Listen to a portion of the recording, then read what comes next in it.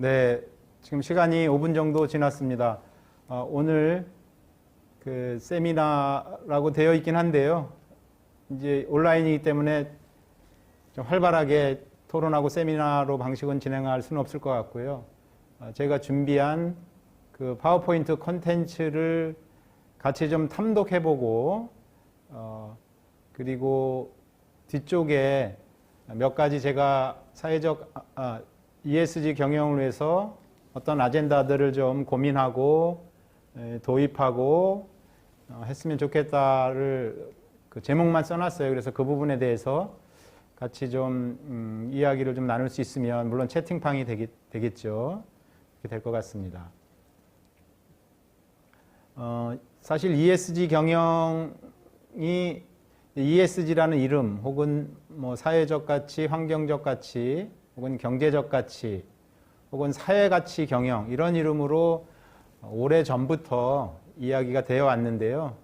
이제 최근에 와서 굉장히 이 기업 경영뿐만 아니라 비영리 조직 혹은 공공기관의 경영에까지 상당한 그 파급 효과를 몰고 오고 있는 그런 경영 기능의 어떤 방법이라고 생각이 듭니다. 여기 이 강의를 시청하시는 분들의 니즈도 다양하실 것 같고요. ESG에 대한 이해도도 매우 다양하실 거라고 봅니다. 그래서 오늘은 좀 기본적인 내용을 천천히 같이 공부해보고, 이후에 각자 기업의 상황이나 개인의 어떤 환경에 따라서 보다 더 전문적으로 분야를 선택해서 학습하시고 기업에 도입하시면 좋을 것 같습니다. 여기 이제 아마 파워포인트를 잘 보고 계실 텐데요. 네, 지금 들어온 선생님들 반갑습니다. 송지연 선생님, 네, 노영동 선생님, 박은나 선생님 반갑습니다. 자, 그래서 먼저 파워포인트를 나눠드렸고, 여기에 화면에 띄어 있는 파워포인트를 보면서 같이 천천히 탐독하는 방식으로 ESG를 이해해보고 함께 고민해보도록 하겠습니다. 먼저 전체 장표가 어떻게 되어 있는지 좀 보도록 하겠습니다. 목차가 있죠. 목차분, 여러분 이 화면은 잘 보이시나요? 어떠셔요?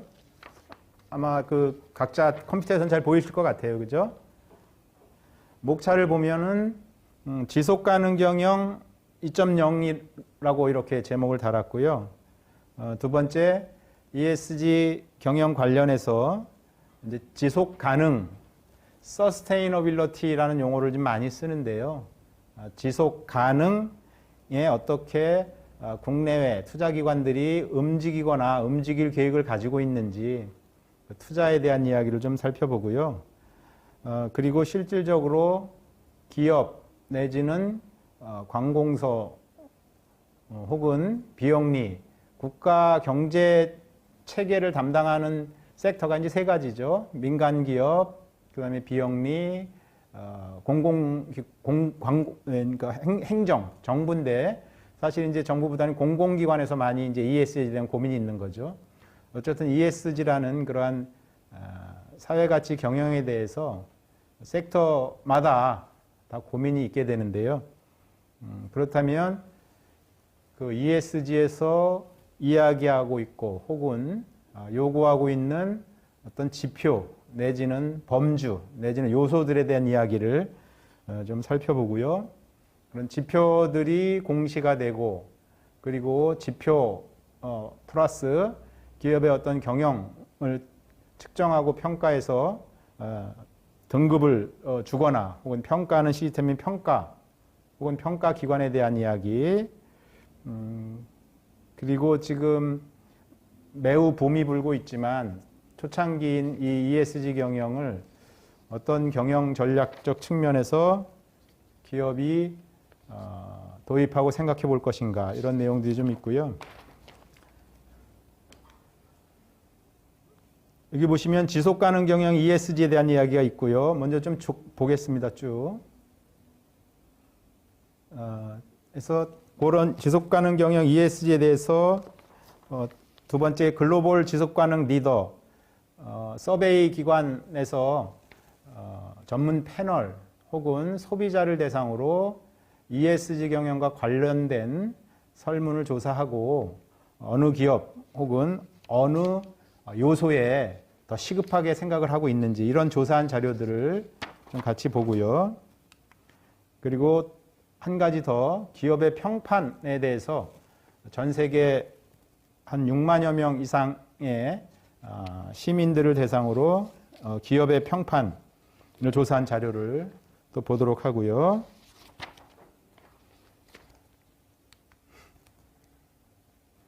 그 다음에 글로벌 투자 동향 부분이 있고요. 아마 이런 내용들은 SNS라든가 신문 내지는 온라인을 통해서 아마 많이 보셨을 수도 있을 것 같아요. 다음 자료는 한국의 금융위원회에서 4월에 발표한 국내 금융기관의 ESG 투자에 대한 계획 내지는 동향에 대한 이야기가 있습니다.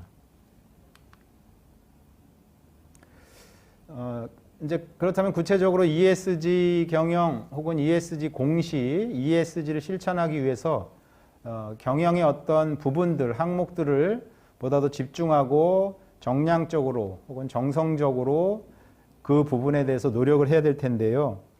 그러면 이제 지표가 필요하겠죠. ESG의 지표를 이 공시라는 것은 비교 가능해야 되기 때문에 각 기업이 너나 없이 각자의 지표를 쓰면 혼란스럽겠죠. 그래서 지표 표준화 기관이 글로벌하게 존재하고 있는데요.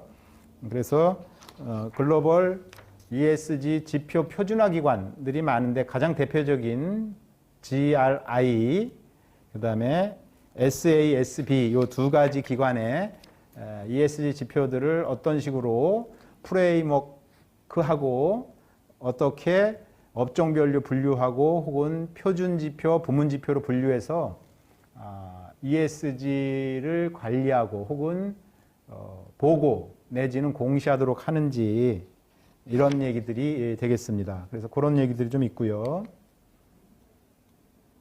GRI에 대한 것, 그 다음에 SASB, Sustainability Accounting Standard Board라는 이제 약자인데요. 지속가능 보고 전망 장표가 있어요. 그래서 그것도 잠깐 보고 2019년 GM이 SASB에 보고한 일부 통계들이 어떻게 보고됐는지 그 사례를 잠깐 또 보도록 하고요.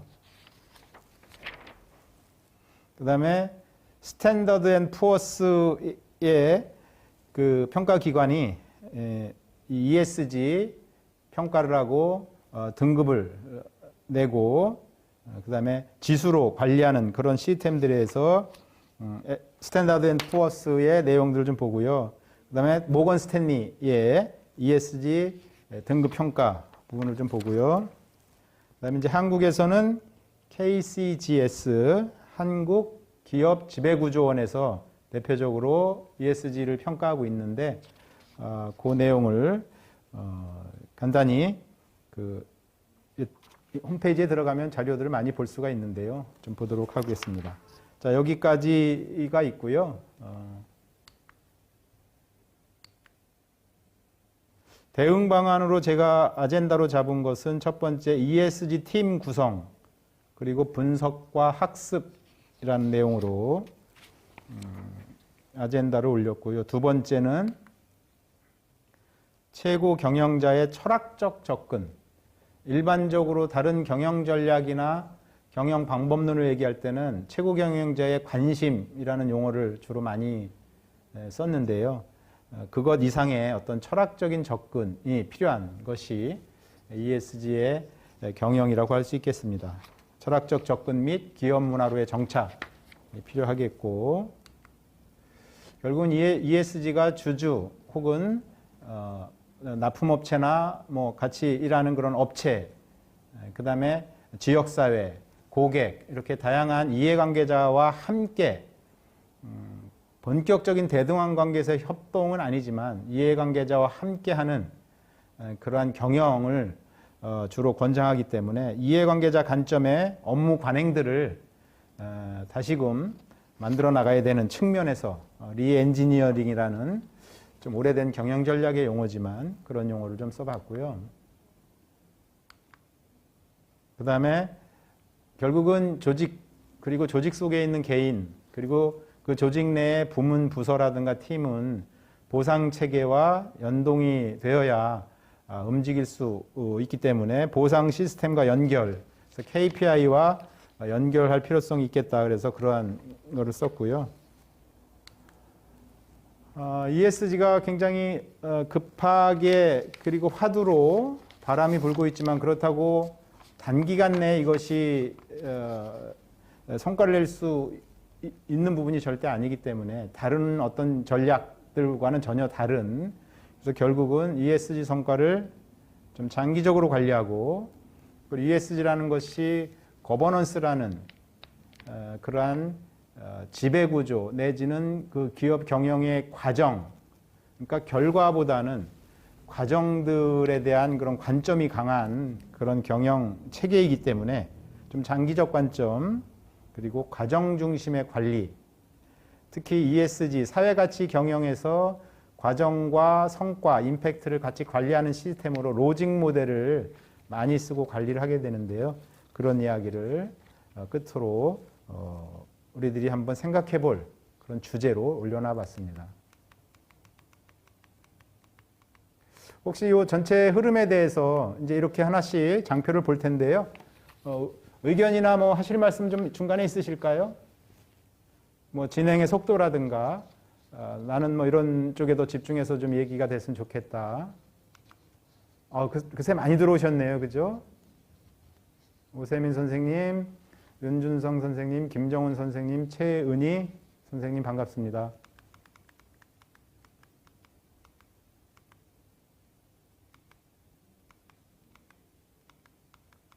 제가 좀 서서 해도 되겠죠? 네.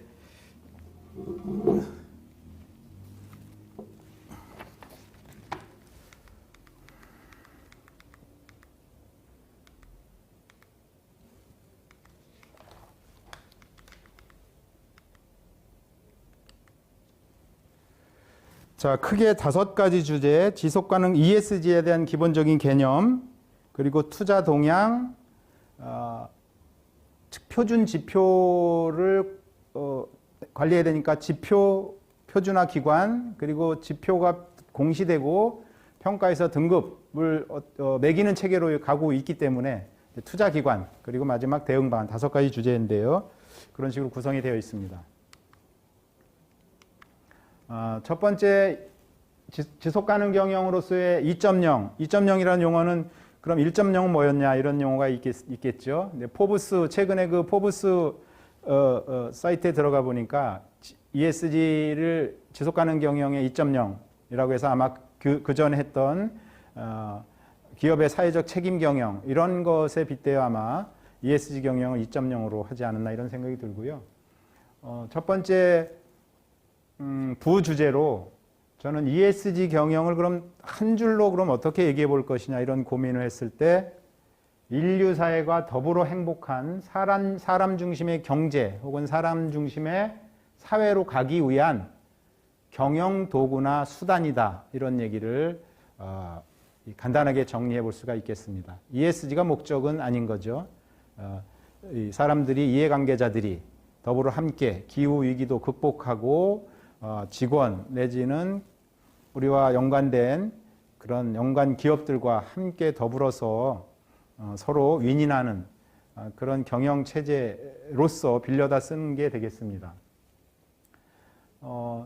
이제 예전부터 공공이나 민간의 사업 또는 투자 프로젝트로 발생된 경제적, 사회적, 환경적 가치, 일반적으로 이 통틀어서 소셜 밸류라고 얘기하는 사회적 가치 안에는 컨센서스 동의가 된 것이 이제 보통 3가지가 있는데요. 하나는 이코노믹 밸류, 경제적 가치, 두 번째는 사회 가치, 소시에탈 밸류 혹은 커뮤니티 밸류. 그러니까 이 전체를 뭉뚱그려서 형용사로 쓰는 소셜과는 다른 거죠. 소시에탈 혹은 커뮤니티 밸류. 그다음에 마지막이 인바이런먼탈, 그죠? 환경적 가치. 요 3개의 가치를 창출하고 그 가치가 더 빛나도록 경영을 함에 있어서 우리는 그것을 이제 사회적 가치라고 통칭 이야기를 하는데요. 그리고 그러한 가치들이 잘 창출되기 위해서는 경영의 과정들이 중요한 거죠. 그죠? 협력 내지는 지역사회 관여, 또 여러 가지 직원에 대한 좋은 일자리, 고객의 정보 보호, 이런 내용들이 우리 ESG 경영에서는 거버넌스라는 용어로 통칭해서 쓰고 있습니다. 그래서 지배구조, 거버넌스라고 과정을 설명하는 거죠. 그래서 가치로는 사회적 가치, 공동체나 사회 가치, 그리고 환경적 가치를 잘 구현하는 과정으로서의 거버넌스가 중요하다. 이런 얘기. 근데 거버넌스를 좀 깊숙이 들어가면 뭐 반부패라든가 윤리경영이라든가 감사제도라든가 이런 것들이 이제 그 안에 다 들어있는 내용이 되겠습니다. 그래서 하여튼 오래전부터 경제적, 사회적, 환경적 가치를 보다 더 잘 설명할 수 있는 바람직한, 더 나은 방법이 무엇이 있을까에 대한 고민을 많이 해왔죠. 재무 정보를 공시하는 것은 오랜 기간 굉장히 정교하게 잘 정리되어 있는 공시제도 내지는 공시제표들이 있어서 재무상태표라든가 손익계산서라든가 자본변동표라든가 현금 흐름표 등으로 기업의 재무적 성과들을 잘 표현해서 기업이 운영해 왔습니다. 그렇지만 사회적, 경제적, 환경적 가치 이런 것을 잘 측정하고 나타내는 방법들에 대한 고민이 이제 있어 온 거죠. 그래서 이러한 동기로 1997년에 설립된 GRI, 글로벌 레포팅 이니셔티브라고 얘기할 수가 있겠는데, 글로벌 보고 이니셔티브, 대표적인 ESG 지표 표준화 기관이라고 얘기할 수 있겠습니다. ESG를 시작으로 SASB, 말씀드린 대로 Sustainability Accounting Standard Board, 지속가능성 회계기준위원회라는 그러한 글로벌한 그 네트워크 단체, 비영리 단체에서 지속가능한 경제를 위한 ESG의 보고 프레임워크 그리고 표준 지표들을 제시해 왔습니다. 좀 더 보면은 여기 인류사의 문제 해결을 위한 지속가능 경영의 요구라는 내용이 있는데요. 사실 1990년 초반부터 사회 가치를 측정하는 방법론들을 개발하고 그리고 더 업그레이드하는 작업들을 해왔는데 엘킹톤이라는 학자는 1994년에 TBL이라는 그러한 이야기를 했습니다. 트리플 버텀 라인을 제시를 했어요. 그래서 이익뿐만 아니라 사람과 그리고 환경이 중시된 지구 모두 만족하고 충족할 수 있는 그러한 경영 내지는 그러한 가치의 지향이 필요하다라고 이야기를 했어요. 트리플 바텀 라인. 그러니까 기본적으로는 우리가 한 가지의 바텀 라인, 최바닥, 예를 들어 손익계산서의 제일 밑에 있는 당기순이익을 가장 중요시했죠. 그러다가 더블 바텀 라인, 돈뿐만 아니라 공동체나 사회도 중요해. 그러다 최근에는 이제 트리플 바텀 라인이 된 거죠. 환경 굉장히 중요하게 된 거죠. 그래서 이미 1994년에 트리플 바텀 라인이 필요하다 이런 얘기를 했고요. 특히 2008년 글로벌 금융위기 이후 최근 팬데믹 사태로 이 과연 인류 사회가 이 반복되는 위기 사태에서 속수무책으로 이렇게 살아가고 있는 것들, 과연 이것들을 어떻게 우리가 헤쳐나갈 것인가. 글로벌 금융위기도 기본 우리가 굳게 믿었던 자본 시스템들이 붕괴되는 현상 속에서 인간이 속수무책이었던 그런 상태에서 기후 문제라든가 불평등 문제 등등에 대해서 인류 사회가 갖고 있는 문제를 해결해야 되겠다라는 동기들이 촉발이 되게 됐고요. 그래서 최근에는 ESG 표준 공시 및 평가가 글로벌 메가 트렌드이자 투자 기준으로 급부상하게 되었습니다. 그래서 기후위기, 지속가능성, 인권, 다양성, 보상, 보다 더 좋은 일자리, 고객정보 보호, 윤리, 상생이 중요한 범주로 언급이 되고 있습니다.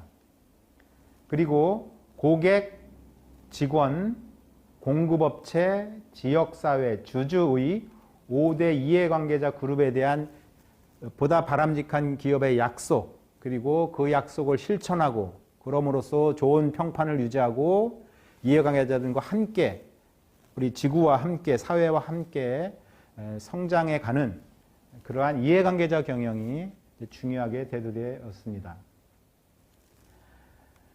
그렇다면 ESG 혹은 ESG 경영을 어떻게 정리하는 것이 좋을까? 이런 어떤 또 고민에 있을 수가 있겠죠. 이념적인 정리 혹은 이념적인 무장은 그것을 실천하는 데 중요한 어떤 백그라운드 지식이 될 수가 있는데요. 대체적으로 ESG 경영을 조금 유사한 혹은 다른 각도에서 좀 쳐다본다면 기본적으로는 환경, 사회, 지배구조, 이제 ESG가 그거죠. 머리 글자가 지배구조의 비재무적 요소를 중심으로 기업 혹은 민간 혹은 비영리 기업이 실천하는 사회가치 경영 그 자체가 ESG 경영이라고 얘기할 수가 있겠고요. 보다 더 기능적으로 그리고 경영의 원리, 투자와 그리고 투자가 다시 선순환되는 그러한 원리의 측면에서 본다면 그러한 ESG 사회가치 경영 과정이라는 용어를 꼭 넣는데요. 성과의 측정 공시 그리고 그것을 평가하고 투자 기업 입장에서 조달이 되겠죠. 그다음에 비영리 기관이나 예산을 이렇게 배분하는 쪽에는 이제 배분이 되겠죠. 의 선순환 경영 기능 체계다. 공시하고 평가받고 혹은 평가하고 그를 통해서 좋은 평가를 한 기업에게 자본과 사람이 더 보태어지는 그래서 그러한 선순환 구조가 이루어지는 경영의 기능 체계. 사실 궁극적으로는 경제 주체인 정부, 민간, 비영리가 인류사의 문제 해결에 적극적으로 동참하고 사회적 영향을 확산하여 사람 중심의 경제를 회복하려는 방법으로서 사용되는 경영의 도구 혹은 경영의 수단이다 라고 이야기를 할 수가 있겠습니다.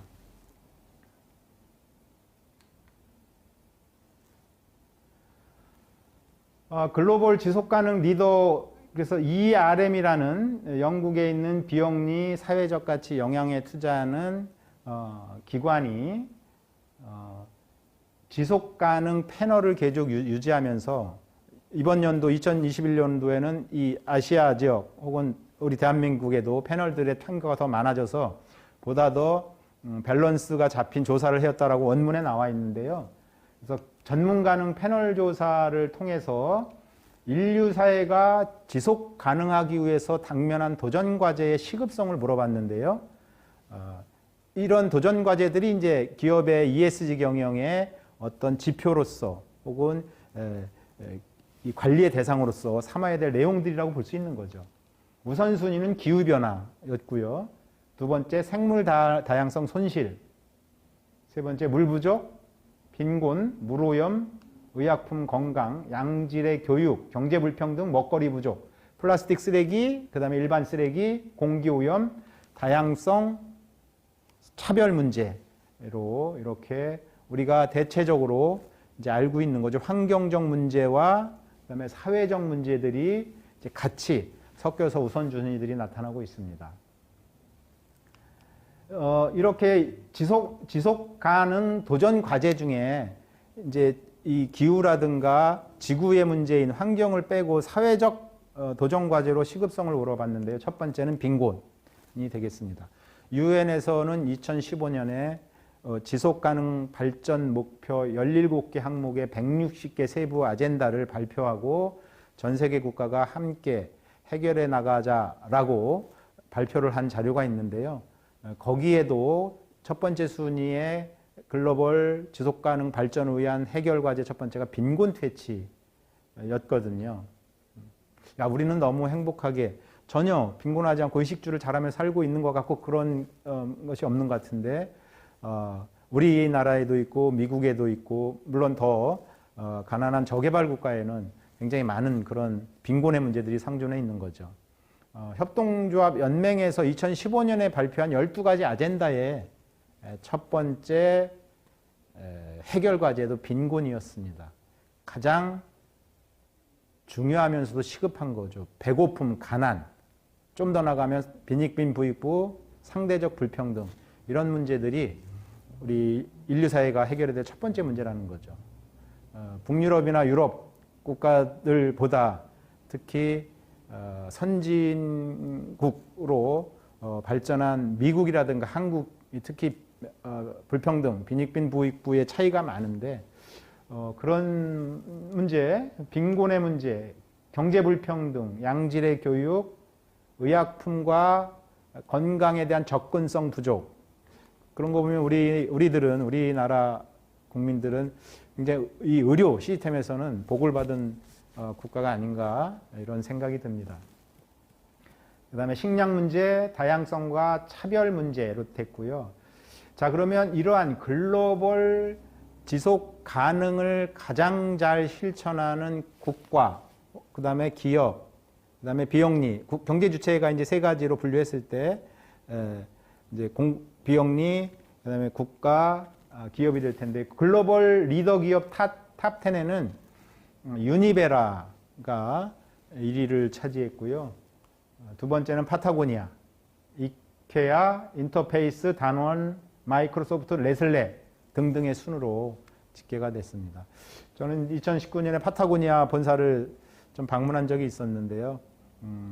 그 창업자인 이본 시나드와 뭐 맥주도 마시고 이렇게 담소를 나눴는데 정말 얼굴에 검버섯이 있고 청바지 입고 티셔츠 입고 그 유명한 설립자가 직원들과 굉장히 자연스럽게 대화하고 같이 놀고 하는 모습을 보고 아 이것이 정말 바람직한 기업의 문화구나 이런 생각이 들었고요.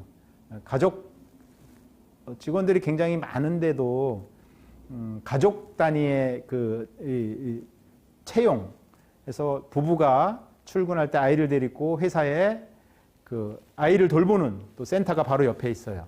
그래서 거기서 또 센터에서 돌봐주고 집에 갈 때 같이 차를 태워서 가는 모습을 제가 경험한 적이 있었는데요. 그러한 기업의 문화들 혹은 물론 이제 더 들어가면 환경 친화적인 경영들, 농약이 들어간 뭐 면화를 쓰지 않는다든가 등등 뭐 옷을 생산하기보다 새 옷을 만들기보다는 재활용해서 입기를 권장하는 그런 마케팅 전략이라든가 뭐 이런 여러 가지 얘기들이 있지만 느낌으로도 좋은 그런 기업 문화를 가지고 있다 그런 거를 느낄 수 있었는데요. 이렇게 되어 있고요. 글로벌 리더 국가 탑 10에는 짐작할 수 있는 것처럼 유럽 혹은 북유럽 국가들이 대체적으로 많이 차지하고 있습니다. 북유럽 국가는 공공복지 정책이 많이 활발한 국가들이죠. 특히 독일, 프랑스, 스웨덴, 핀란드 이런 곳은 국가에서 GDP에서 공공 사회복지 지출로 프랑스 같은 경우 많은 경우는 30%, 그 적은 경우는 뭐 이탈리아, 뭐 스페인 등등 유럽 국가들이 25% 내외 다 하고요. 우리나라는 11%거든요. 영국이 20%, 미국이 18%인가 그 정도 되고 있습니다. 결국은 그런 것들이 나타나는 것이 아닌가. 스웨덴, 독일, 노르웨이, 영국, 코스타리카, 뉴질랜드, 네덜란드, 프랑스, 핀란드 이런 나라들이 전문 패널, 지속가능 전문 패널들이 꼽은 그런 탑 10 국가 되겠고요. 글로벌 NGO 탑 10은 뭐 WWF, 그린피스 우리가 잘 알죠. WRI, 네이처 컨서번시, 옥스팜 들어왔던 데고요. UN 글로벌 임팩트, 세레스 등등으로 이렇게 랭크가 됐습니다.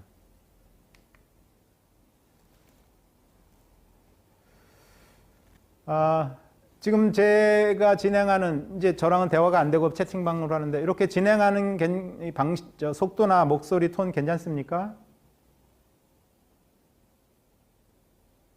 네.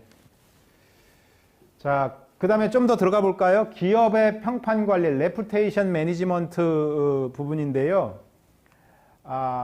이제 랩트랙 컴퍼니라는 그러한 2004년에 설립된 세계 60개국 이상에서 CEO, 이사회 및 경영진이 사용하는 100만 개 이상의 기업 평판 데이터베이스를 관리하는 세계 최대 기업이라고 이제 되어 있어요. 거기에서 2011년에 조사한 자료, 그러니까 기업의 평판을 좌지우지하는 팩터로 제품 서비스가 들어가겠죠. 그 다음에 혁신, 직장, 거버넌스, 시민권을 얼마나 잘 보유하는지, 리더십, 그 다음에 기업 성과 이렇게 7가지로 조사를 한 자료가 있었습니다. 그래서 앞에서 본 700명의 전문 패널이 선택한 그 도전 과제를 가장 잘 리드하고 잘 실천하는 데를 뽑은 기업과 여기는 7가지에 대해서 그 앞에 조사는 기업을 2개씩 추천하라고 그래서 이제 그 순위를 매긴 거고요. 여기는 이제 각각의 항목에 대해서 다 5점 척도로 조사를 했는데요. 레고가 1위에 올랐고요. 롤렉스, 페라리, 보쉬그룹, 헐리데이비슨, 캐논, 아디다스, 월트 디즈니, 마이크로소프트, 소니 이 정도로 해서 좀 다른 양상을 보이고 있죠. 마이크로소프트는 저쪽에도 들어있어요. 그래서 들어있는데요. 여기는 이제 세계 시민 68,557명 그러니까 브랜드 명성에 더 이렇게 선택을 했겠죠. 앞쪽에는 전문 패널들은 ESG 경영 입장에서 환경이라든가 거버넌스 이런 걸 좀 집중했을 것 같아요. 자, 어쨌든 이 조사에도 의미 있는 게 나왔는데요. 제품, 서비스, 리더십, 그 다음에 기업의 성과는 좋게 보고 있어요. 워낙 인류사회 우리 경제주체 기업들이 제품 개발 혁신들을 잘 해온 거죠. 그러나 직장 환경, 어떤 좋은 직장, 그 다음에 시민권 보호, 거버넌스는 상대적으로 낮은 점수를 보였다. 이런 데이터 자료들이 ESG 경영의 필요성을 또 대변해 준다고 볼 수가 있을 것 같고요. 앞에서 얘기한 5대 이해관계자, 고객, 납품업체, 그 다음에 지역사회 등등 5대 이해관계자에게 ESG 경영을 실천하겠다고 선언한 비즈니스 라운드 테이블스 스테이트먼트 선언한 181개 기업에서 통계적으로 유의미한 점수가 높게 나왔다. 그러니까 CEO가 ESG 경영을 실천하겠다고 선언하는 것만으로도 이 파급 효과가 있는 거죠. 소비자들 입장에서 그 기업이 좋은 경영을 할 모양이구나. 좋은 점수를 보였다고 합니다. MZ세대 얘기 많이 하죠. 밀레니어 세대, 2000년대 전후로 태어나서 28에서 40살 이 사이에 있는 나이의 사람들을 이제 밀레니얼 세대라고 이야기를 하고 있고, Z세대는 이제 최근에 2000년 이후에 그 즈음에 태어난 18, 25살의 어떤 세대, 예전에 X세대라는 이제 지금 40대 되신 분들이 이제 X세대 얘기를 많이 들으셨을 거예요. 40대, 50대 초반 X세대. 그 이유는 이제 전쟁 이후에 출산이 많았죠. 베이비 부머 시대라고 이제 보통 그래서 제너레 Z세대, 밀레니얼 세대, X세대, 베이비 부머 이렇게 부머라고 이제 하는데요. 여기서 좀 특이한 만한 조사 자료들이 나왔어요.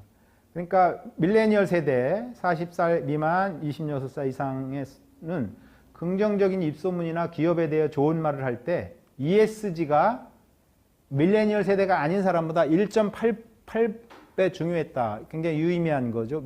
ESG를 그 기업이 하고 있다고 인식하는 순간 그 기업을 좋게 소문낼 확률이 다른 요소보다 훨씬 2배 가까이 되니까 ESG가 중요하다 이런 얘기를 할 수 있고요. Z세대 역시 기업의 좋은 평판, 이 기업이 의심의 여지, 신뢰 여부를 결정할 때 가장 중요한 요소로 ESG라고 꼽았다고 합니다. 자, 이 정도로 해서 ESG 경영, 이 동향, 그리고 왜 필요한지에 대해서는 좀 간단히 마무리를 하도록 하고요. 자, 그러면 앞에서 ESG 경영에 대한 얘기를 했죠. 사회 책임 경영의 일환이다. 좀 더 나가서 측정 공시하고 투자되는 선순환 구조로서의 어떤 경영 기능 체계다. 이게 이제 투자 얘기가 나오게 되고, 궁극적으로는 그것을 넘어서서 사회적 영향을 확산하고 사람이 중심인 경제, 체제로 인류 사회가 함께 가기 위한 그러한 경영관리 도구라고 말씀을 이제 3가지로 드렸는데요. 어쨌든 투자라는 부분들, 기업이 경영이 되고 운영되는 중요한 원리 속에 이제 투자가 있는 거죠. 그래서 글로벌 ESG 투자 동향을 보면 대한민국의 4월에 금융위원회에서 나온 자료, 그리고 실제로 JP모건 체이스라든가 도이치뱅크 등등의 자료들을 조사한 보고서들을 이제 보니까요. 이제 첫 번째 자산 운용사인 블랙록, 세계 최대 자산 운용사라고 이제 이야기를 하고 있죠. 벤가드, 스테이트 스트리트, 그다음에 투자은행인 JP모건, 골드만삭스, 메릴린치, BOA, 신용평가사인 피치, 스탠다드 앤 푸어스, 무디스 등 선두 금융회사를 중심으로 글로벌하게는 ESG의 항목과 요인을 고려해서 투자 전략을 활성화하고 있습니다. 그래서 ESG 펀드는 1조 7천억 달러, ESG 채권, 돈을 빌려주는 거죠. 7,321억 달러로 추정을 하고 있습니다. 펀드를 보면은 이제 이게 2020년에 조사한 자료니까 향후 사모펀드를 투자할 때 이 투자자의 86%가 ESG를 설명하는 전담팀과 상담을 할 수 있을 것이다. 이렇게 예측을. 그러니까 ESG 상담팀이 이 투자자에게 ESG에 대해서 설명을 하고 투자를 하도록 한다라는 얘기죠. JPMC,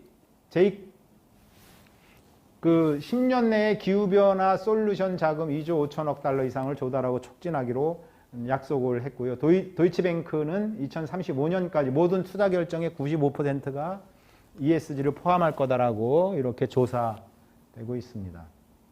부채 보면은 2008년에 세계은행이 최초로 녹색 채권을 발행한 이후에 이 지속가능 채권 시장도 굉장히 커지고 있습니다.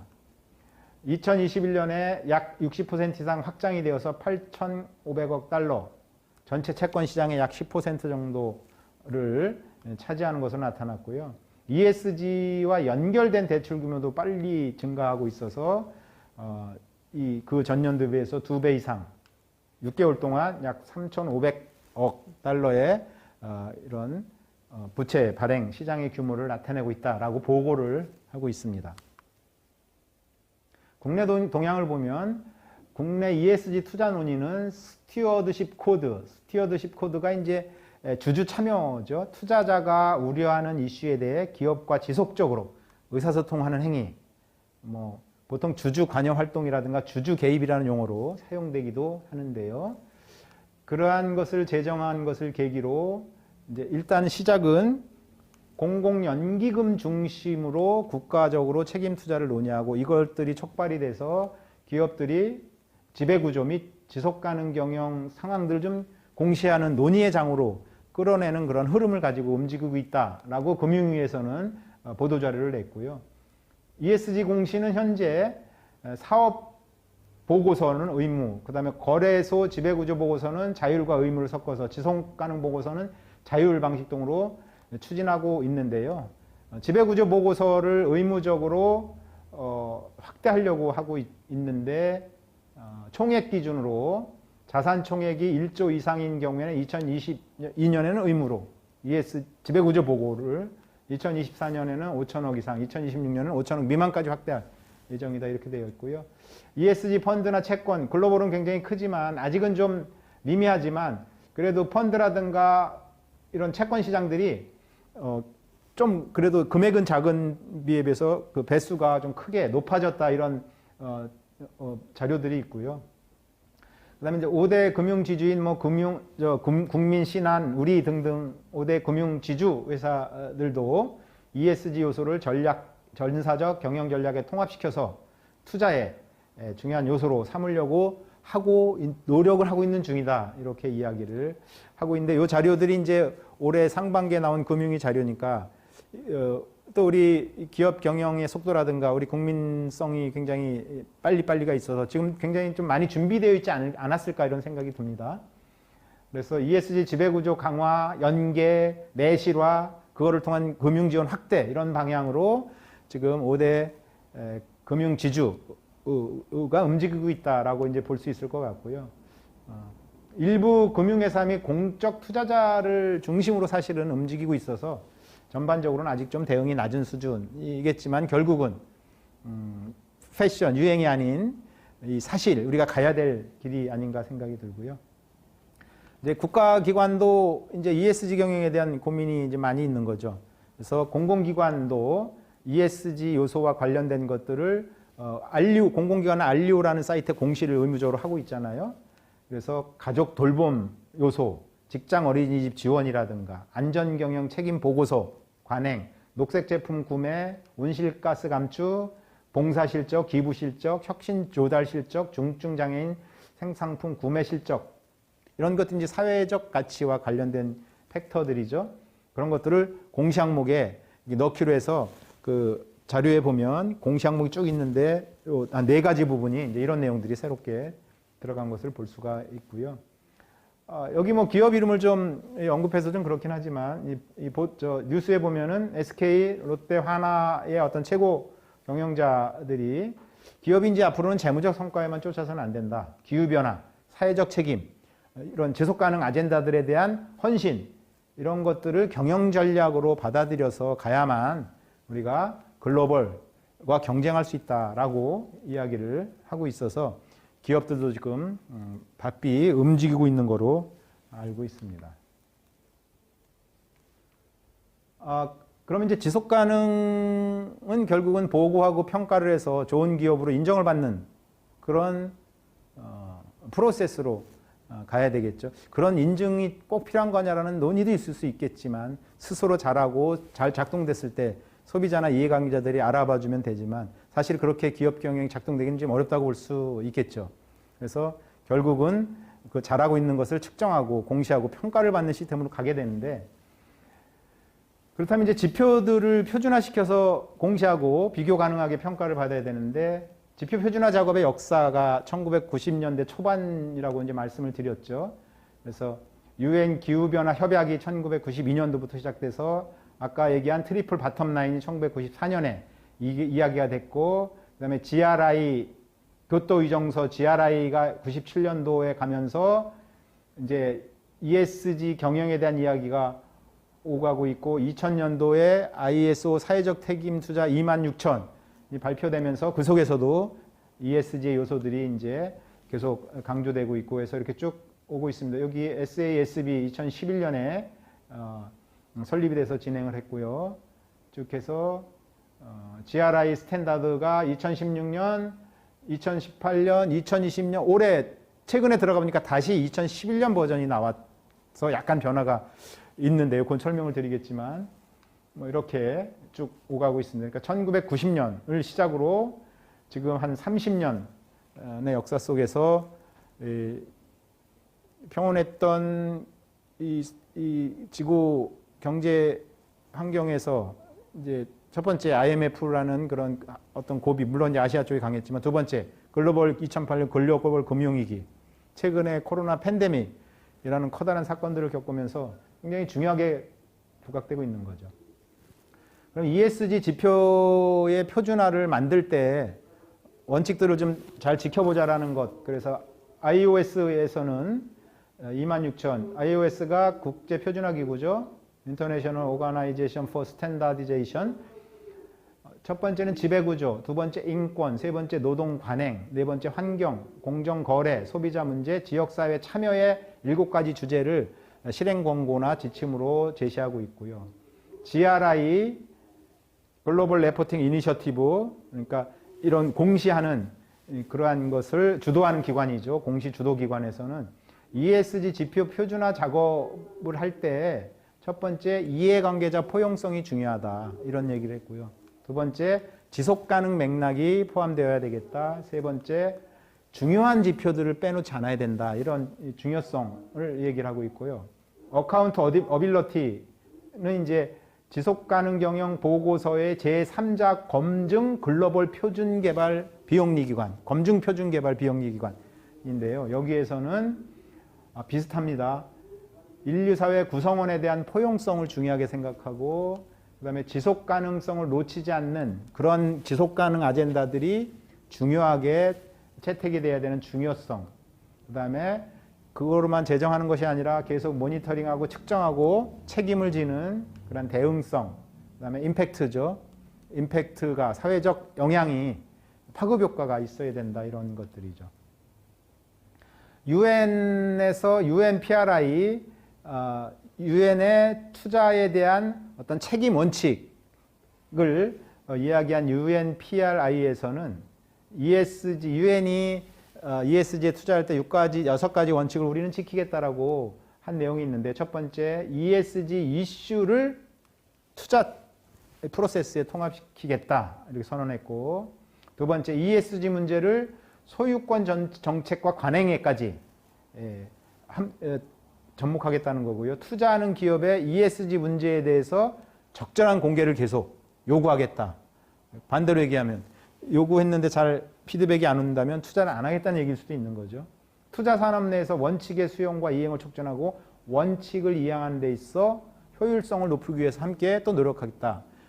무조건 뭐 그것만 요구해서 집중하도록 하니 효율적으로 잘 원칙을 지키도록 노력을 하겠다는 거. 원칙 이행을 위한 우리의 활동과 진행 상황에 대해 각각 우리도 보고를 하겠다. 이런 얘기로 6대 투자 ESG 투자 원칙을 발표를 했습니다.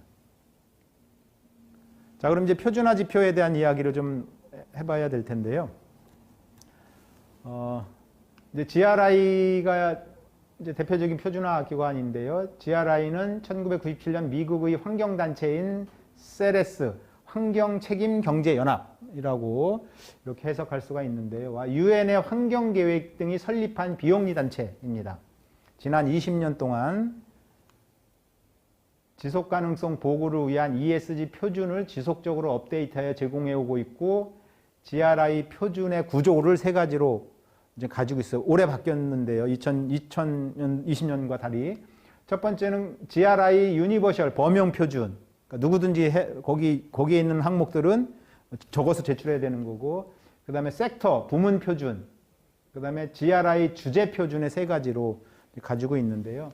원래는 이 중간 섹터, 그러니까 섹터라면 대체적으로 업종을 얘기하는데, 그래서 누구나 지켜야 될 범용과 그리고 GRI 주제별로 뭐 평등 문제냐, 뭐 인권 문제냐, 범용별로 그런 것들을 보고하게 이제 되어 있었는데, 중간에 하나가 더 생겼더라고요. 어쨌든 범용 표준 3개는 GRI1, GRI2, GRI3 이렇게 이제 남바링이 되어 있는데, 이 GRI의 목적을 설명하고 핵심 개념을 명확하게 이해하도록 하고, 표준을 어떻게 사용할지에 대한 방법에 대한 설명, 조직의 구조 및 보고 관행, 조직의 영향과 가장 관련성이 높은 주제를 결정하는 구성. 여기 뒤에 주제별 표준들이 있는데 가장 영향이 높은 주제를 결정하는 내용들. 뭐 주제 표준이 40가지가 있는데, 뭐 폐기물 문제일 수도 있고요, 안전 문제일 수도 있고, 세금 문제일 수도 있고, 뭐 인권 문제일 수도 있고, 여러 가지가 있겠죠. 근데 부문 표준은, 그러니까 석유 및 가스업, 농업, 양식업, 어업과 같이 이 ESG와 관련된 영향이 큰 그런 분야부터 40개 분야에 대해서 이 표준, 주제를, 여기 있는 주제들을 어떤 것을 선정하고, 석유나 가스 산업은 이 주제 중에 어떤 것이 더 비중이 있고 어떤 것이 비중이 덜하다, 이런 것들에 대한 가이드라인을 제공할 예정인데, 현재는 아마 농업, 어업, 석유, 가스인가 요 한 업종만 지금 발표가 되어 있고, 지속적으로 새롭게 추가하겠다 이렇게 얘기하고 있습니다. GRI는 표준을 보고하는 것이 조직이 책임을 다하고 있음을 외국에 알리는 일이다. 이게 무슨 뭐 기업을 억압하고 그러는 게 아니다.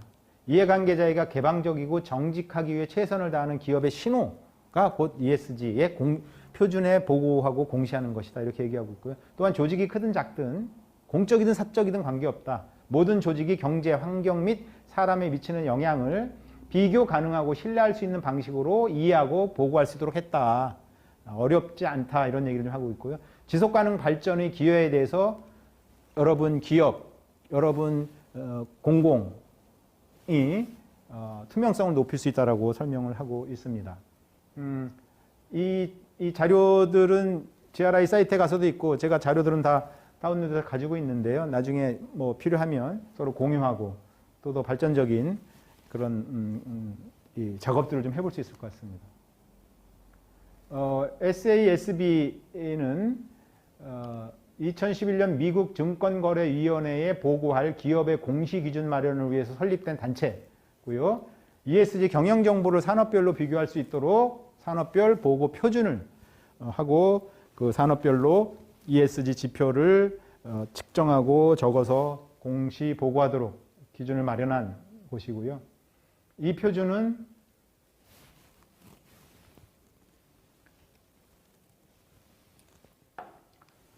소비재, 추출 및 광물 처리, 금융, 식음료, 건강관리, 인프라, 재생 가능 자원 및 대체 에너지, 자원 변환 서비스, 기술 및 통신, 운송사업 총 11개 분야 77개 업종에 대한 중대 ESG 이슈에 대해서 기업에게 정보를 공개하도록 요구하고 있습니다. 각 표준에는 평균 6개의 공개 주제와 13개 회계 주제, 여기는 참 특이하죠. 이 ESG가 비재무를 중심으로 기업의 경영 관행 내지는 사회적 책임을 평가하고 거기에 투자된 선순환 구조라고 얘기했는데요.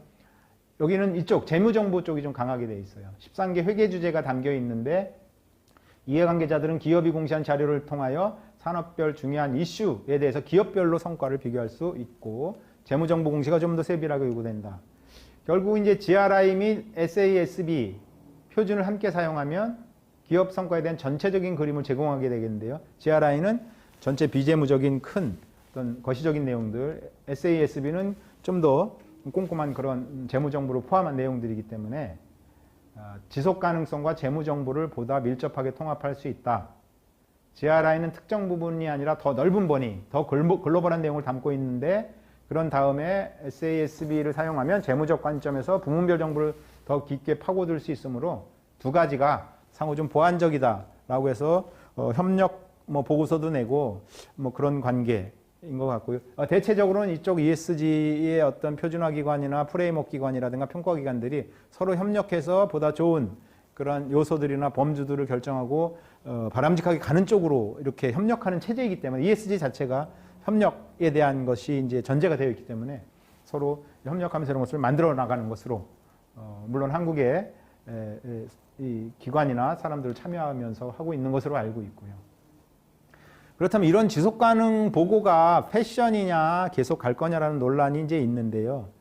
결국은 이제 어떤 KPMG 2020년에 조사를 한 거 보면요. 설문을 했는데 세계적으로 ESG 지속가능 보고는 가속화되고 있다. 이런 얘기고요. 대기업 및 상장기업에 대한 요구사항은 날로 계속 어쨌든 이 소비자나 인류사회의 시민들이 계속 요구를 하고 있는 거죠.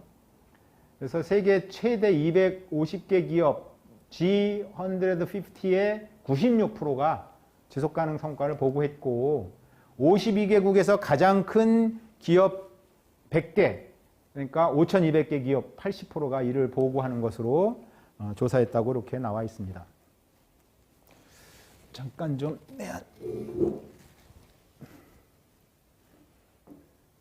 여기 이제 GM이 2019년에 SASB에 보고한 이 공시 내용을 제가 좀 봤는데요.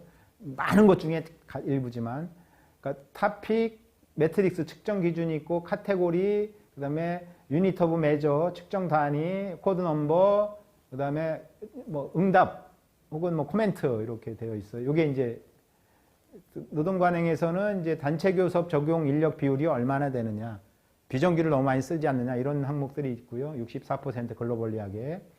그 다음에 연료 및 사용 단계 배출에 대한 것들을 이제 자동차 회사니까 무공해 차량 판매, 하이브리드 차량 판매, 플러그인 하이브리드 차량 판매 대수를 이제 연도별로 이제 보고했는데요. 여기 보면 점차적으로 무공해 차량의 판매를 늘리고 이제 이 다른 CO2 이런 차량들이 줄여가는 추세죠. 이런 내용들이 이제 기업을 평가하는데 중요한 정량적 지표, 정성적 지표들로 사용될 수밖에 없는 거죠. 2021년 GRI와 SASB 합동보고서에 따르면 싱가포르의 부동산 기업 CDL, 영국의 주류 기업 디아지오인가요? 미국의 GM, 캐나다 글로벌 에너지 공급업체인 선코어 에너지를 포함하여 많은 기업들이 이 두 기관의 ESG 보고를 함께 공시한다고 이렇게 적혀 있더라고요. 자랑일 수도 있겠죠. 우리에게 두 개 기관에 많은 기업들이 공시를 하고 있다. 네, 그런 얘기들이 되겠습니다. 그렇다면 이러한 ESG에 공시된 자료를 보고 혹은 플러스 어떤 그 다양한 기존에 보고하고 있는 평판 데이터들 혹은 어떻게 보면 그 애널리스트들이 직접 조사하는 여러 가지 방법들을 통해서 ESG 기업 등급을 이제 평가하게 되겠죠. S&P 글로벌 CAS DJSI, 그러니까 스탠다드 앤 푸어스 글로벌 C 서스테이너빌리티 S 어세스먼트 평가, 기업 지속 가능 평가 CSA, 그다음에 다우존스 서스테이너빌리티 인다이스 해가지고 이제 CSA와 다우존스 인다이스, 현재는 S&P 다우존스 인다이스와 협력을 통해 지속적 글로벌 벤치마킹을 생성했고, 그리고 이 평가를 통해서 이 지수에, 주가 지수에 포함되는 기업들을 선별할 때 이 ES 지수를 쓰고 있다, 이런 얘기 좀 하고 있고요. 여기 평가 방법이 있고요. 제외된 산업 61개 산업에서 산업 간 산업별 질문을 혼합해서 평가하고, 기업은 성과를 기반으로 경제, 환경 및 사회적 차원에서 이러한 한 20개 정도의 지속 가능 기준으로 100점 만점으로 이제 평가를 하고 있다. 평가된 산업 순위는 블룸버그 플랫폼에 다 게시되고 있고, 이 점수들은 공개적으로 사용이 가능하다, 이런 얘기를 좀 쓰고 있고요. 2020년 제가 홈페이지 들어가 보니까 61개 산업에서 7,032개 기업을 평가를 했더라고요. 그리고 임팩트 정량적 내용으로 굉장히 많은 이 데이터들을 가지고 문서들이 이제 업로드됐다, 이런 얘기를 좀 하고 있는데, 어쨌든 61개 산업에서 7,032개 기업을 평가를 한 것으로 나와 있습니다. 이제 여러 가지 자료를 보면은 바람직한 현상이겠죠. 성과만 중시하지 않고 S&P 글로벌과 로베쿠셈의 보고서에 보면 ESG 평가 결과만을 외부에 알리기 위한 목적으로만 사용하지 않는 것이 좋겠다. 너네 70점, 너네 80점. 아니라 경영진의 의사결정 및 기업의 경영 과정을 살피고 영향을 창출하는 도구로 이 평가 체계가 발전되어야 된다라고 언급을 한 보고서가 있고요. 그래서 이런 영향이 창출하는 과정들을 기업이 경영에 도입해서 관리하는 것, 대표적으로 이제 논리 모델을 얘기를 많이 하는데요. 투입 산출이 되고, 자원과 사람이 투입 산출이 되고, 그 다음에 그리고 거기에 어떤 비즈니스 활동이 일어나고, 그것을 통해 산출이 일어나죠. 자동차면 자동차 대수 이렇게 있을 거예요.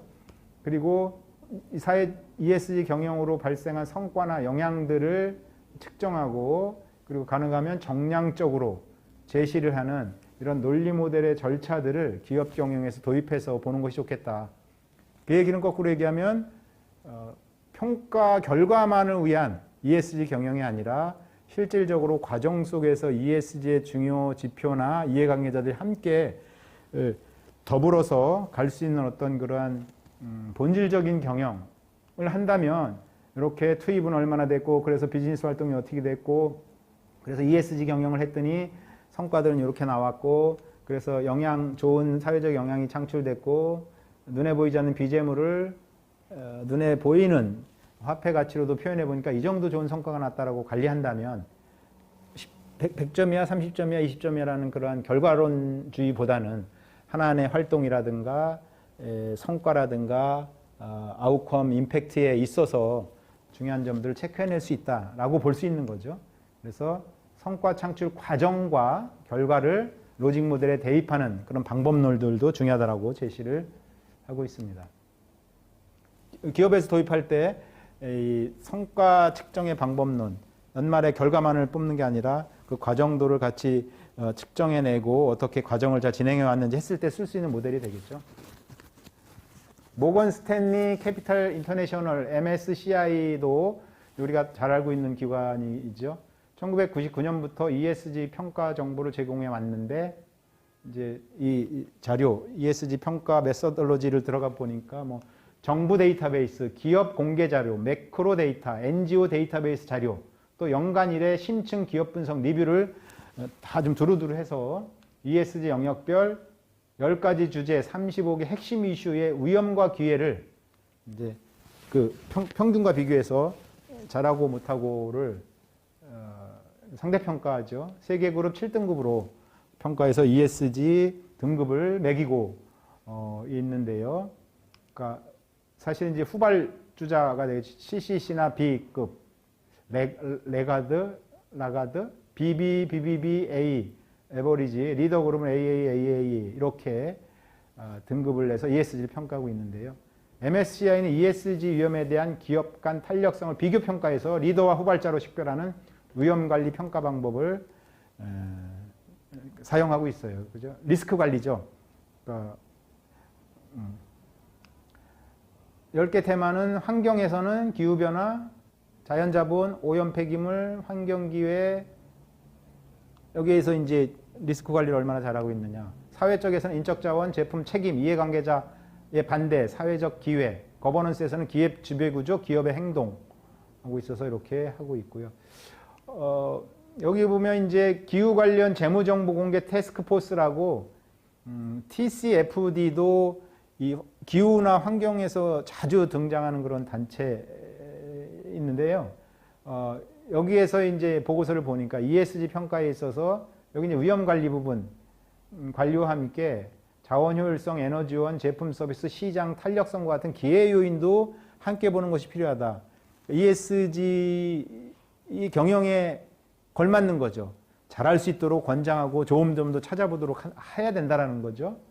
UNPRI, UN 투자 책임 원칙 아까 설명한 곳에서도 예를 들어서 생물 다양성이나 생태계, 지역사회와의 관계, 노동 수준, 뇌물 수수 금지, 부패 기준 등 좀 위험 요소뿐만 아니라 좋은 어떤 기회 요인들, 어떤 새로운 대체 재활용 제품을 만들어서 그것들이 좋은 어떤 효과를 내는, 그러니까 부정적인 것을 위험 요소들을 관리하고 비교해서 평가를 하는 것과 함께 기회 요인들도 같이 평가하는 게 필요하다, 이런 얘기들을 하고 있어요. 그래서 이런 얘기를 쓴 이유는 어쨌든 비교해서 서로 좋고 나쁨을 비교해서 등급을 지금까지 매기는 시스템에서 보다 더 좀 긍정적인 요소들, 기회 요인들도 좀 함께 권장해주는 그런 평가 체계, 평가 사회가 되어야 되지 않을까, 뭐 이런 생각이 좀 들었고요.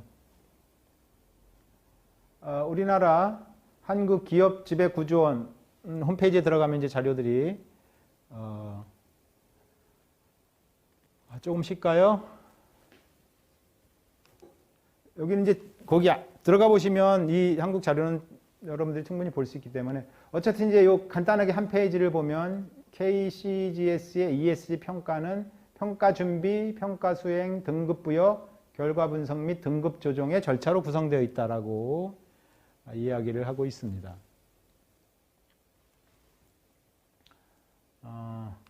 기업은 평가 피드백 기간 내 평가 결과에 따른 문항별 소명자를 제출하여 기답변 수정 요청이 가능하다, 이렇게 되어 있어요.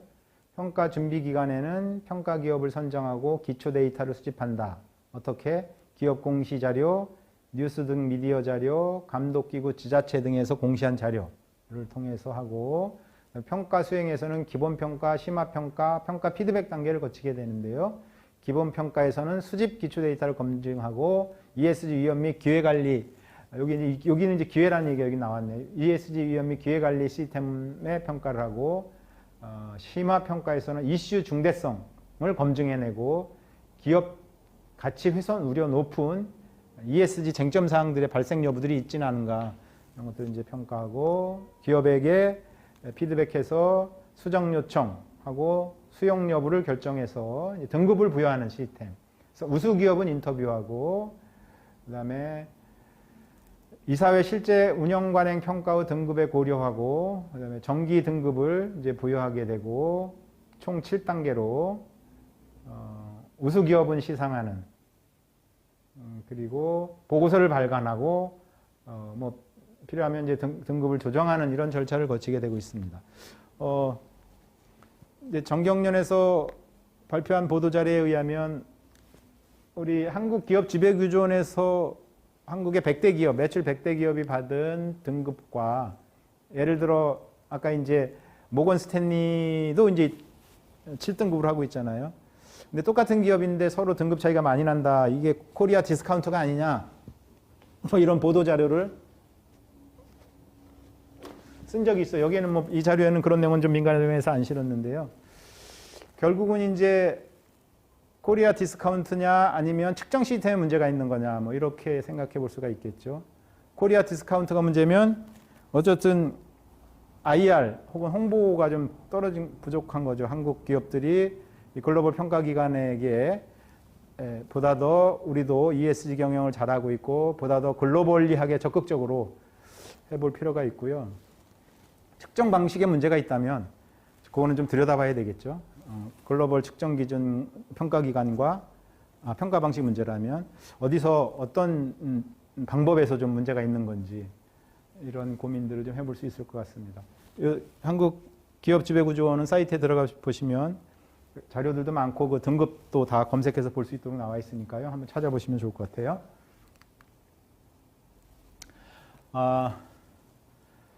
여기까지 하고 한 10분 정도 쉬었다가 이 내용들을 좀 같이 이 소리가 오가면 좋은데요. 생각보다 조금 제가 속도를 냈더니 빨리 끝났는데요. 우리가 어떻게 대응 방안을 고민할 것인가에 대해서 같이 좀 이야기하는 시간을 가지면 좋을 것 같아요. 좀 한 10분 쉬고 할까요? 우리 주인장님. 어떠세요, 여러분?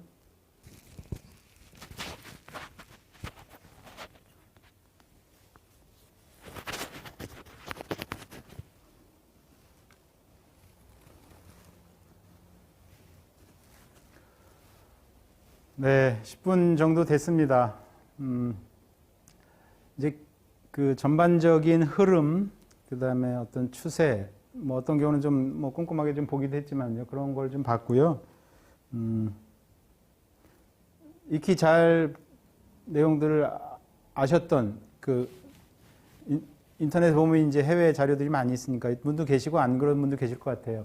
자, 어쨌든 오늘 주어진 시간 내에 제가 생각했던 어떤 대응 방안의 아젠다를 첫 번째는 ESG 팀을 구성하고 이런 현상들을 좀 분석하고 우리 기업이 어느 공시에 어떤 식으로 그리고 내부적으로는 어떤 방식으로 준비해야 되는지 학습과 분석이 필요한 단계가 있어야 되겠다. 그런 게 첫 번째이고요.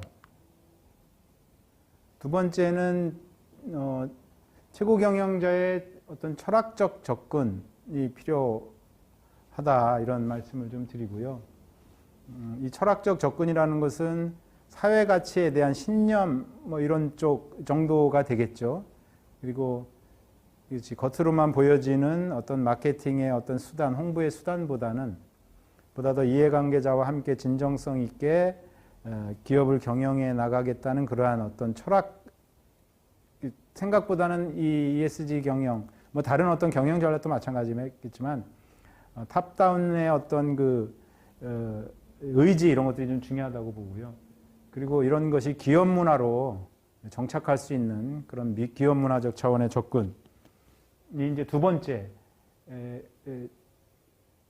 물론 이것이 시작되는 시점에서 굉장히 중요하게 논의가 되겠지만 이제 첫 번째는 팀을 구성하고 철저히 분석하는 단계, 그 다음에 어떤 철학적 접근과 기업 문화로서 어떻게 정착시킬 것인가. 그리고 사실상 이해관계자와 함께하는 경영 관행들이 우리 기업에게 그렇게 잘 접목이 되었지는 않았을 수 있겠죠. 이 지역사회도 그렇고 고객도 그렇고 어떤 공급업체도 그렇고 이렇게 이해관계자 관점에서의 업무 관행들을 어떻게 하루아침에 안 되겠지만 그 변화해서 바꿔나갈 것이냐 이런 고민들이 좀 필요할 것 같고요. 그래서 조금 더 강하게 얘기하면 혁신적인 어떤 리엔지니어링의 어떤 구조들을 프로세스를 좀 다시 보는 그럴 필요성이 좀 있을 것 같습니다. 네 번째는 결국 이제 보상 시스템과 연결이 돼야 되겠죠. 그리고 보상 시스템이 결국은 KPI 내에서 KPI의 그 점수들이 보상으로 가게 되는데 그 KPI와 어떻게 연결해서 갈 것이냐 이런 내용들을 KPI와 연결해야 된다는 내용들은 이제 많은 보고서에서 보여지고 있는 그런 부분이고요. 뭐 서두에도 말씀을 드렸지만 ESG 경영 자체가 좀 딜레마가 있는 거죠. 이해관계자와 협력을 해야 돼. 그 기회비용이 생기는 거죠. 그 시간에 더 빠르게 진행을 해서 비용을 절감할 수 있고, 물론 궁극적으로 맥킨지 보고서에도 그렇고 ESG 경영 자체는 기업의 경비를 절감해 준다라는 효과가 있다고 이제 분석이 되어 있습니다. 그래서 결국은 이제 이 ESG 경영의 어떤 과정의 관점, 그리고 좀 장기적인 관점으로 뭐 1년 내, 2년 내에 해서 어떤 성과가 나서 뭐 등급이 올라가고 기업의 경영 효과가 난다는 차원보다는 좀 장기적인 준비, 그리고 어느 임계점이 올라서면 그 기업이 자연스럽게 굉장히 ESG 경영을 잘하는, 혹은 좋은 지배 구조를 가진, 혹은 굉장히 사랑받는 기업으로 이제 가는 그러한 여정 속에서 장기적으로 준비해야 되겠다라는 생각이 들고요. 우리들이 그 글로벌하게, 혹은 국내도 마찬가지겠지만 굉장히 사랑받는 기업, 좋은 기업들은 결국은 진정성들이 이제 오랜 기간 증명을 받은 거죠. 뭐 아까 얘기한 유니베라라든가 파타고니아라든가 뭐 넬셀레라든가 이런 기업들이 그 전문 패널들에 의해서 이 글로벌 도전 과제를 가장 잘 실천한 기업이면서도 재무적 성과도 굉장히 좋은, 그리고 일자리도 좋은 굉장히 바람직한 기업으로 이렇게 인식이 되듯이 그런 중장기적인 관점, 그래서 그러한 로직의 어떤 아웃풋만 고민했던 경영이라면 투입과 활동과 아웃풋과 아웃컴과 임팩트를, 로직 모델에 대해서 뭐 좀 더 구체적인 어떤 학습이 좀 필요하겠지만 여기서 다 얘기할 수는 없지만, 그런 관점에서 과정들을 들여다보면서 결국은 사회적인 파급 효과, 임팩트를 같이 창출할 수 있는 이러한 로직 모델의 관리 차원으로 이 경영을 좀 ESG 경영의 성과를 봤으면 좋겠다라는 생각이 듭니다. 다 제가 말씀드린 이런 내용들에 대해서 의견이라든가 뭐 질문, 혹은 또 여기에 계신 분들이 아마 ESG 부서에 계시면서 또 많은 고민과 또 더 많은 자료들을 보시고 전략적으로 고민하신 분들 계실 것 같아요. 그래서 개인의 의견도 좋습니다. 이렇게 해야 되지 않겠느냐. 뭐 한국 사회, 우리의 기업, 뭐 우리의 관공서 다 좋습니다.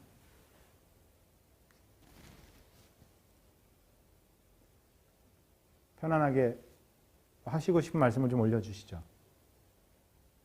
아까 그 ESG 부서에 계신다고 하신 분들 계신데 누구셨죠? 그분 어떤 지금 그 과제 내지는 어떤 고민에 계신지 그것도 궁금한데요.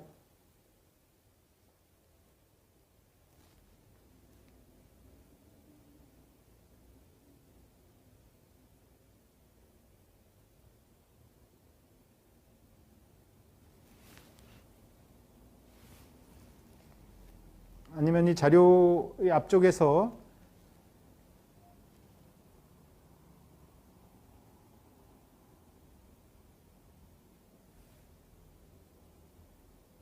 네, 중소기업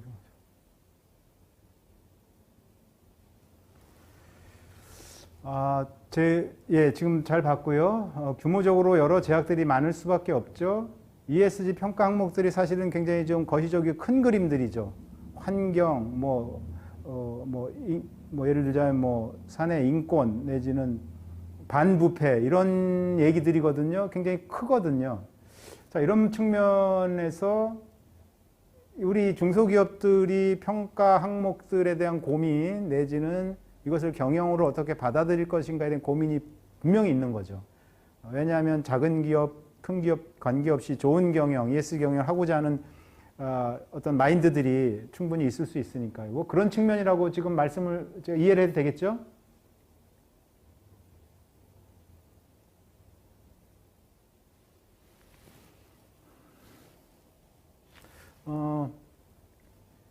네, 저는 이제 그 부분에 대해서 생각을 좀 많이 했는데요. 과연 중소기업이나 이 대기업의 어떤 굉장히 큰 굵직굵직한 이 지표들에 대한 것들과 작은 기업들이 어떻게 접근할 것이냐인데요. 실질적으로 저는 좀 이런 생각을 했어요. 큰 기업들이 공시하고 자본시장에서 투자하는 시스템의 범주와 우리 작은 기업들은 그 범주가 아닐 수가 있기 때문에 좀 다른 맥락이라고 생각이 저는 들고요.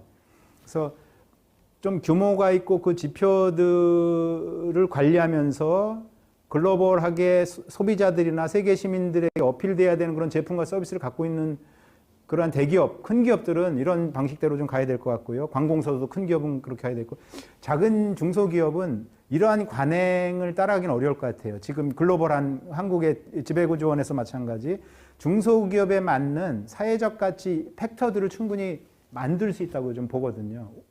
우리에게 맞는 지표들이 있을 것 같습니다. 예를 들어 작게는 뭐 대기업이 지역사회에 관여한다고 해서 큰 프로젝트를 지역의 비영리 단체와 뭔가 코즈 릴레이션십의 방식으로 어떤 공익연계 마케팅을 한다면 우리는 조금 더 작은 단위의 기업들과 함께 지역사회 문제를 해결할 수 있는 그런 프로그램들을 찾을 수 있고 함께 할 프로그램을 찾을 수 있을 거라고 보고요. 그리고 기업 내에서 그 인사 관행이라든가 그 직원과의 어떤 그 커뮤니케이션 이런 부분들도 따라가기 어려운 부분이 분명히 있다고 보거든요. 그래서 그러한 팩터들을 우리에 맞게 찾아서 약간 검증이 필요하겠지만 그것을 가지고 경영을 하는 것이 좋지 않을까 이런 생각이 들고요. 왜냐하면 그러니까 사회가치 경영을 하는 것 그리고 투자 기능이 함께 돌아가는 그런 측정 공시 그다음에 투자 조달의 어떤 큰 그림이 돌아가는 그러한 기능적 부분 결국은 사회적으로 임팩트를 많이 창출해서 좋은 사회를 함께 만들어가는 부분에서 가운데 부분이 이 기능을 구현하는 부분이 비어 있을 수가 있거든요. 중소기업은. 투자가 돌아가는 시스템은 거기에 맞는 꼭지들, 요구하는 꼭지들과 지표들을 관리하겠지만 그래서 그런 측면에서 함께 하면 좋을 것 같고 그래서 사회적 기업이라든가 협동조합의 이런 방식들이 좀 작은 단위의 사회적 가치 실현 방식이거든요. 거기에서 벤치마킹을 좀 해서 사회적 기업이나 협동조합으로 가진 않더라도 영리기업을 운영하면서 그런 지표들을 작게 지역 중심으로 관리할 수 있을 거라고 봅니다. 답이 되는지 모르겠습니다. 두 번째, 추가적으로 질문을 좀 올리셔도 좋고요. 두 번째, 많은 ESG 지표 중에 채용의 다양성 지표 있는데 혹시 장애인 채용을 좀 더 확대해야 한다는 내용으로 해석하여도 될까요? 그리고 ESG 지표에서 장애인 채용을 확대하는 맥락으로 해석 가능한지. 그러니까 지금 이제 아마 그 지표들을 좀 봐야 되겠지만 장애인 혹은 뭐 사회적 약자를 아마 구체적으로 명시는 잘 하지 않았을 거라고 예측이 들고요. 대신 좀 크게 다양성, 채용 관행에서 다양성을 좀 하라든가 사회적 약자의 어떤 채용 비율을 좀 올리라든가 이런 건 아마 있을 수 있을 것 같고요. 그런 측면에서 장애인 채용의 확대는 중요한 지표라고 저는 생각이 듭니다.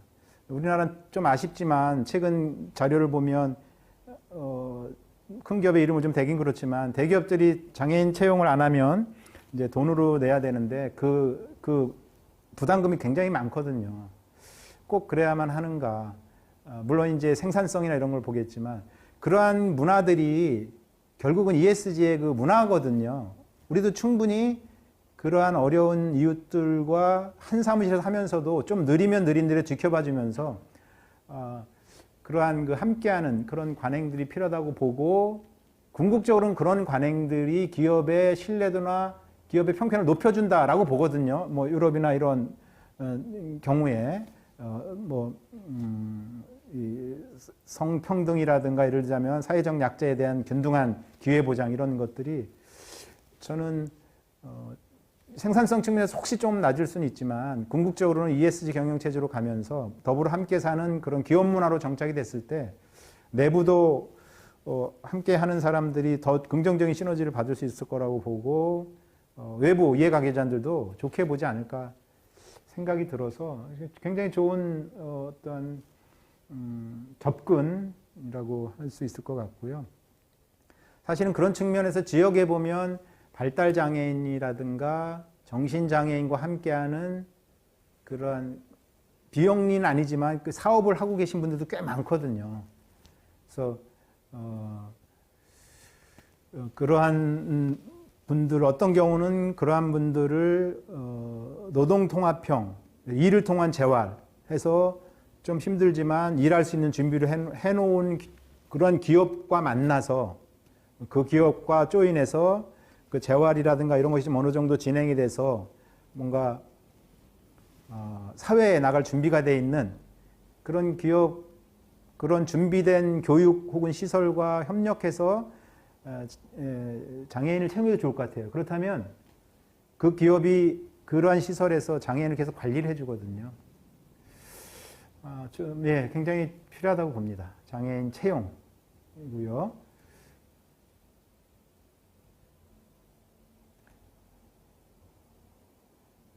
잠깐, 1번 질문과 같이 하는 것일 수 있으나 중소기업의 ESG 경영에 대한 관심이 있어도 이를 임직원이 공감할 수 있도록 각 경무제를 리서칭해야 하도 맞습니다. 예.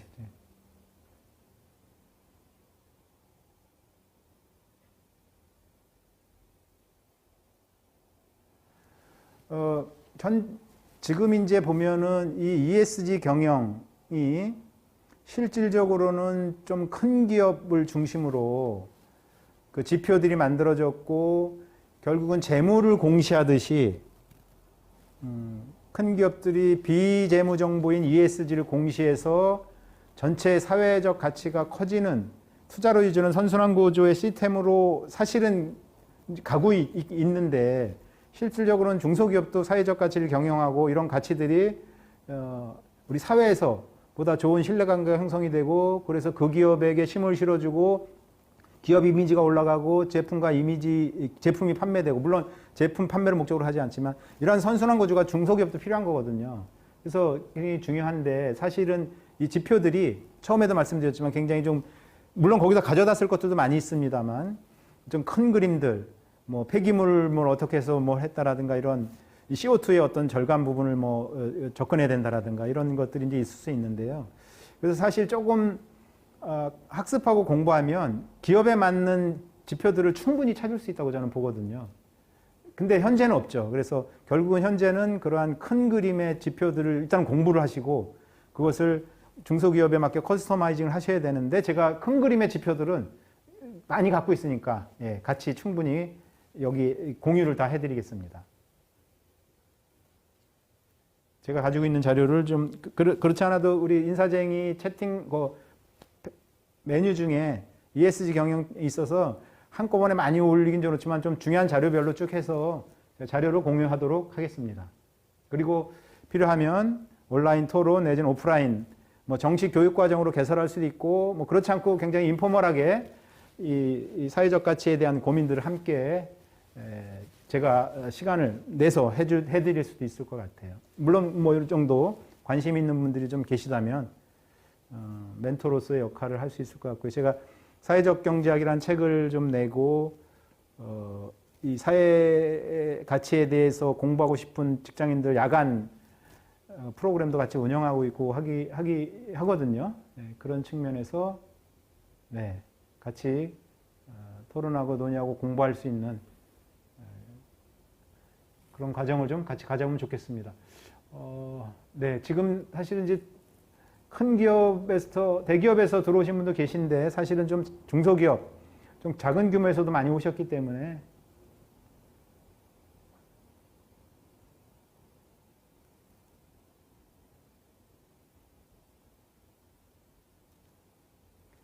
이제 KESG라는 얘기를 많이 하고 있고요. 그 다음에 그 대통령 직속 정책기원위원회라든가 각 행정부에서 ESG에 대해서 지금 고민을 어마어마하게 많이 하고 있거든요.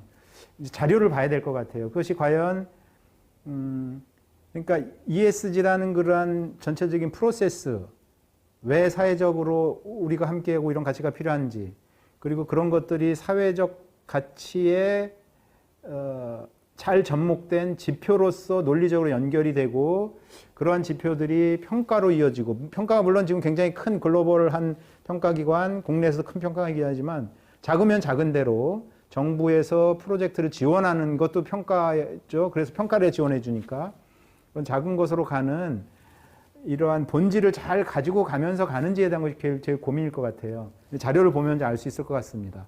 사업을 배분하고 그 사업을 배분하는 과정에 선정하기 위한 혹시 KESG면 문제가 좀 많을 것 같고요. 이것들이 사업을 선정하고 자원을 배분하는 게 목적이 아닌 본질적으로 사회적 가치, 한국 사회의 바람직한 사회적 가치를 본질적으로 지향하는 큰 그림 속에서 수단으로 정책 자금을 줄 때 평가 도구로 쓴다 이러면 모르겠는데 현재까지는 이 사회적 자본의 배분 방식이 규모인 제가 부정적으로 보는 면이 좀 많이 있어서 그럴지 모르지만 어떤 자본의 규모, 그것들을 배분하기 위한 어떠한 수단, 이런 쪽으로 많이 활용되어 온 측면이 있어서 아마 잘 했을 거라고 봅니다. 한번 저도 한번 찾아보겠습니다. 오늘 발표를 했다니까요. 산업통상자원부에서.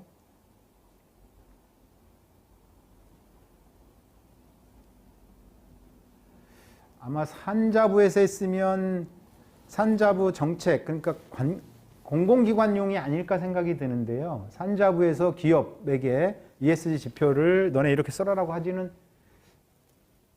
이건 좀 어폐가 있을 것 같아요. 아마 그래서 근데 어떤 건지 좀 보겠습니다. 혹시 뭐 자료를 서치를 하실 수 있으면 나중에 좀 공유 좀 해주시고요.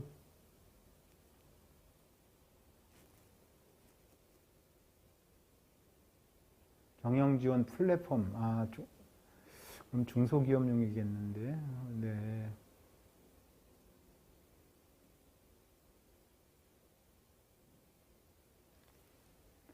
우리 김관용 선생님은 지금 회사에 계셔요? 혹시 어디 컨설팅 아까 얘기하셨나요? 어떤 궁금하네요. 이 정보를 채널을 이렇게 알고 계신 자체가 좀 이쪽에 관심이 많으신 것 같아요.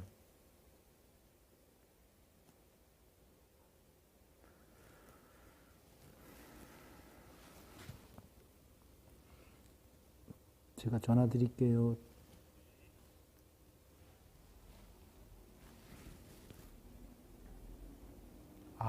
장애인 고용 관련 서비스라고 계시군요.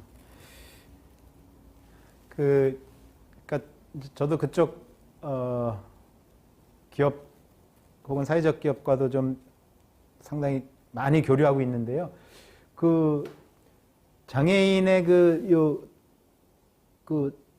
장애 유형이 좀 다르더라고요. 발달 장애 있고 정신 장애인 있고 지체 장애인 있고 다 하시나요? 아니면 어디 관에 계셔요? 아니면 관공서에 계실 것 같은데요, 느낌이? 하여튼 예, 좋은 일 하시고 계시네요.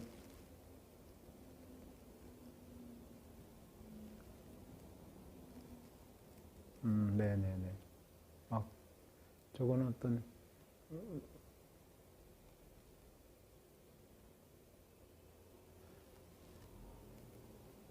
이거를 링크해서 볼 수 있어요? 저 주소를 여기서 못 보죠? 혹시 김정은 선생님 그 링크한 내용이 어떤 내용이에요?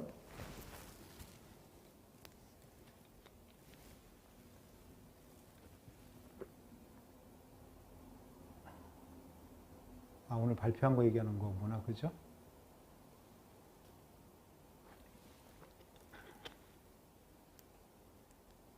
볼 수 있으면 좋은데.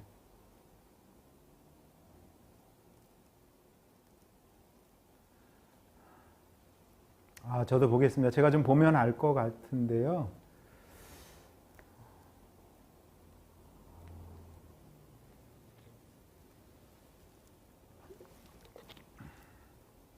사실상은 지표 표준화 작업이 1990년대부터 되어 왔기 때문에 새로 하지 않아도 좀 잘 커스터마이징해서 쓰면 되는데 또 K부터 또 전혀 새롭게 나오는 게 아닌가 뭐 이런 좀 걱정거리가 있는데요. 기업들이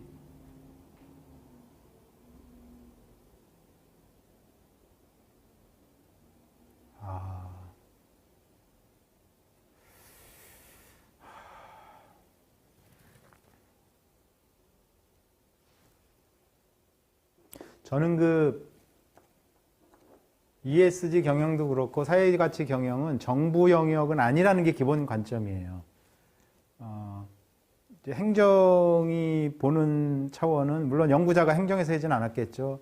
뭐 연구 전문가들이 이제 했겠지만 행정이 갖고 있는 창의성의 한계, 결국 이제 부딪히게 되거든요.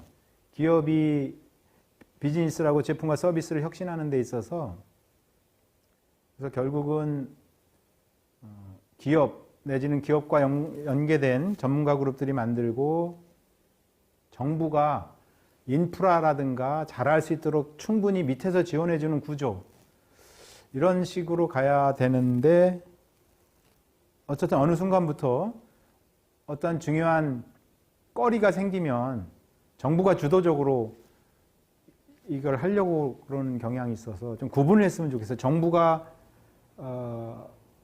해서 좋은 시너지를 낼 부분이 있고 주도적이기보단 민간과 혹은 뭐 민간 내에도 비영리가 있으니까 그 경제 주체가 하고 밑에서 시스템을 지어주는 일에 대한 고민을 좀 해야 되는데 결국은 뭐 공무원도 KPI가 있고 일을 해야 되니까 아마 그럴 수 있는데요. 어쨌든 제가 자료를 보고 네. 시간이 뭐 남았나요? 저걸 보고 같이 얘기하면 좋은데 볼 수는 없죠. 네. 네, 그러면 그거는 나중에 같이 한번 보고 여기서 보면서 얘기를 나누면 좋겠는데요. 나중에 또 한번 시간을 만들면 좋을 것 같습니다. 인사쟁이 카페 내 ESG 뭐 토익 모임이라든가 이런 거를 좀 만드시면 좋을 것 같습니다.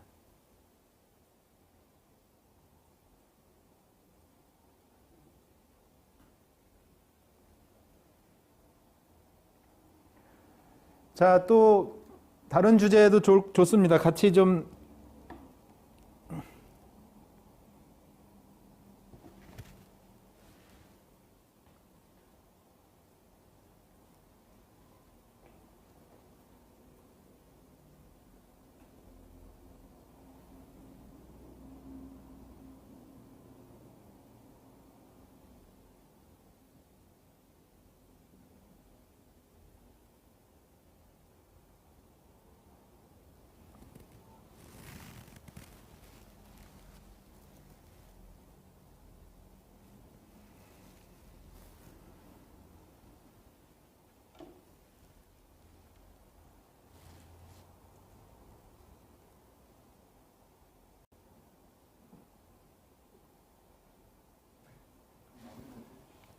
네네.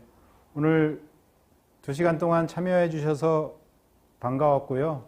또 채팅에 함께 또 글 남겨주시고 적극적으로 참여해 주신 분들께도 감사드립니다.